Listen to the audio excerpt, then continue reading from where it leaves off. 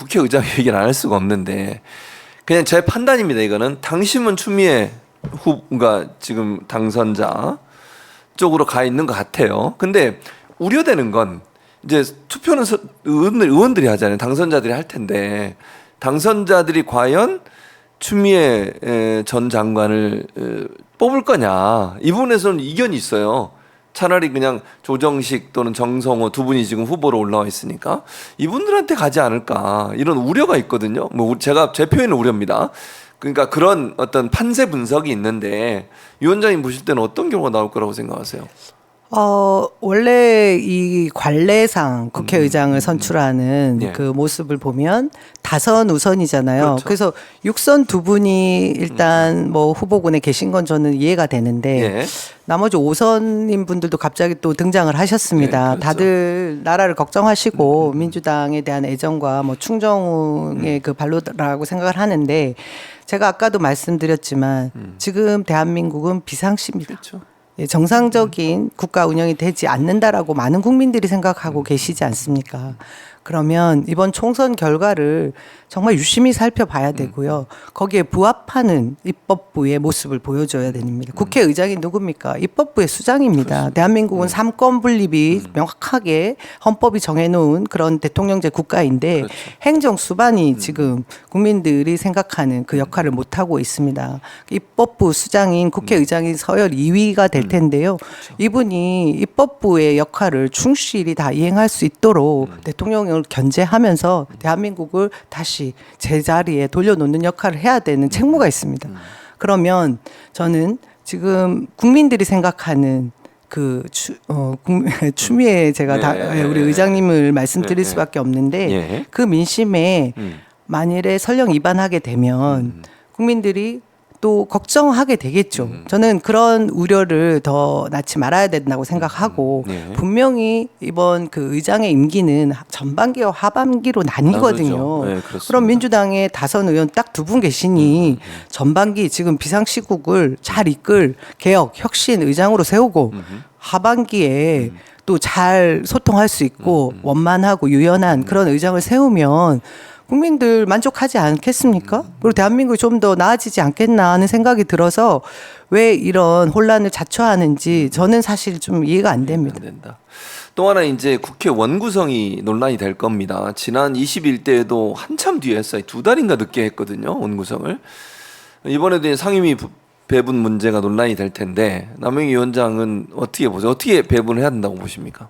제가 깊이 생각은 하지 않았지만 예. 무엇보다 법사위원장이 가장 중요하지 않습니까? 그렇죠. 어떻게 보면 예. 상원이라고 할 수 있을 그렇게 역할을 정도의 하고 위원장이잖아요. 있죠. 그리고 법이 하나 각 상임위에서 통과가 돼도 거기 가서 또 자구 심사도 해야 되고 체계 심사도 다시 해야 되는 그런 역할을 하고 있는 법사위원장은 원래 다수 의석을 가진 야당에서 가져왔었고 그것이 또 견제 역할을 하는 아주 중요한 기능이 있었는데 뭐 여야가 협치라는 그 미명 아래 주고받기를 했던 상황에서 저희가 원했던 그런 개혁 과제들을 제대로 성과를 내지 못했습니다. 저는 민주당에서 무엇보다 법사위원장 가지고 와야 되고요. 예. 그리고 청와대가 지금 사라졌지만 예. 용산 대통령실의 그 운영 등에 대한 그 관리 그리고 견제, 감사 등을 할 수 있는 운영위원회는 반드시 야당이 가져와야 된다. 운영위원회 위원장. 예. 그 두 가지 지점은 양보할 수 없다. 그렇게 생각하고요. 예. 다수 의석에 따른 그 책임을 다 져야 됩니다. 나중에 그 위원장도 이 의석 배분에 있어서 다수석이 가지는 이유는 그렇습니다. 대의기구 아닙니까? 맞습니다. 많은 국민들이 한 표라도 더 준 그 대의기구에게 역할을 다 하라고 준 책무인데 그 책무를 다하지 않고 뭐 서로 좋고 좋은 것이 좋다 이렇게 하는 것은 저희가 지금 정치가 실종된 상황에서 할 만한 변명은 못 되는 것 같습니다. 예. 미국 같은 경우는 의회에서 다수당이 다 해요. 네. 위원장을. 네. 그러니까 뭐 물론 이제 뭐 여야가 협치하는 관점에서 할 수는 있지만 그게 안 될 때는 그냥 원칙대로 가면 저는 된다고 개인적으로 생각합니다. 또 눈치 보고 뭐 이게 나눠주고 이렇게 하는 것은 말씀하신 것처럼 이번 총선의 민의가 반영 안 되는 거다. 그거는 총선의 민의는 민주당한테 힘을 실어준 거고 민주당이 이제 주도권을 쥐고 입법부를 잘 운영하기를 바라는 민심이니까 그 민심이 잘 좀 반영됐으면 좋겠다는 생각이 듭니다. 총리 인선이 지금 안 되고 있는데 박영선 전 장관 얘기가 자꾸 나와가지고 뭘 모르겠어요. 지금은 또 쑥 들어간 상황이긴 한데 그렇다고 박영선 전 장관이 불쾌하다 이렇게 얘기도 안 하시고. 저는 보세요? 그 선거가 끝나자마자 네.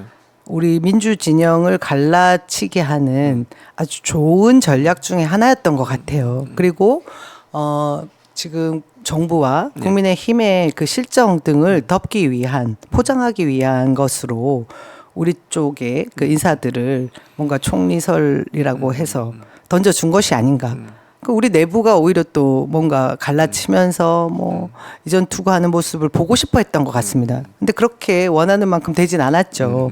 이재명 대표가 딱 정리하지 않았습니까? 그렇습니다. 우리가 그렇게 협치라는 그 이름 그 네, 아래서 네. 협공 당하는 네, 것에 네. 맞설 만큼 그렇게 어리석지 약하지 않다. 않은 네, 민주당이다. 맞습니다. 네, 맞서지 못할 그랬었죠. 만큼 어리석지 네, 않다라는 네, 말씀을 맞아요. 하셨는데 저는 거기에 모든 내용이 다 포함되어 있다고 보고요. 예. 뭐 누구라고 말씀드리긴 어렵겠지만 지난 정부의 과오 중에 하나가 예. 저희가 정말 민주 진영에서 개혁 과제를 이뤄낼 만한 그런 역할을 가질 만한 사람들이 제자리에 있었는가에 대한 반성. 그 부분이 미흡하다 보니 이런 상황들도 연출된 것 같아요. 예, 근데 저는 좋게 생각하는 약간 예, 경향이 있는데 예, 길게 예. 봐서 예, 긍정적으로 생각하면 우리 사회의 고질적이고 굉장히 병리적인 현상까지 보여왔던 그 검찰의 그 과도한 그런 힘 그리고 언론의 그 폐악 뭐 예. 이런 부분들을 어떻게든 고쳐보고자 했지만 쉽지 않았던 부분이 분명히 있었는데 이것이 적나라하게 드러날 수 있게 이 정권이 들어섰기 때문에 우리가 이번에 힘을 모아서 이 개혁 과제들을 잘 완수해내면 예. 오히려 지난 정권의 그 실정도 저희들이 변명할 수 있는 기회로 삼을 수 있을 것 같습니다.